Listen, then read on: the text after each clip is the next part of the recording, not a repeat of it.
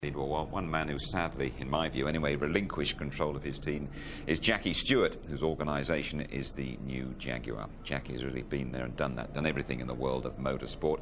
He's now got a chance to return to his roots and savour the scenery.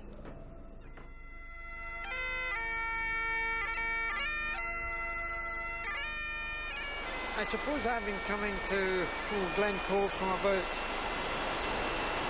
the age of 17 when I got my driving licence. The weather changes, the light changes. Sometimes it's angry, sometimes it's frightening. And other times it's so placid and so incredibly beautiful. Jackie has plenty of time on his hands now that he's sold his team and withdrawn from Formula One. But the team he left behind has struggled this year. So does he think that Jaguar came in too early? We are not as well prepared as we should have been. And the move from the Stewart Ford team to be Jaguar Racing was bigger than anyone anticipated. I personally felt that we should have waited another year, learning to work with each other before committing ourselves to a brand new operation, because it has been disruptive. Having said that, we've got to get on with it and we've got to do it. And it's as simple as that. Jackie took us back to the garage in Dumbarton where he grew up, pumped petrol and began his lifelong love affair with the motor car. We used to have motor racing film nights here once a month in the winter, where we would clean all the workshop, make it immaculate, and then we would show motor racing films of Fangio and Stirling Moss and Mike Hawthorne and Peter Collins and Hans Stuck and everybody like that, when I was still in my teens. Jackie's successful driving career had humble origins.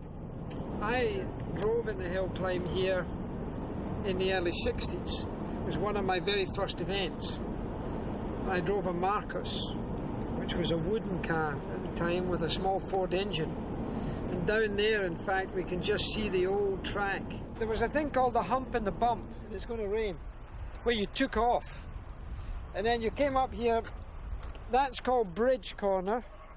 You came up here, that's called the Cobbler, because that hill there, if you look at it from the other side, from down there, it looks like a man fixing a shoe. And then you came up to, this is obviously called Hairpin Bend. And then the finishing line was just here. What's it like to sit at home or be up here in Scotland watching the Grand Prix on the television, the team that you built up and not being there yourself? I'm always willing them on. I mean, I'm always hopelessly disappointed if something goes wrong.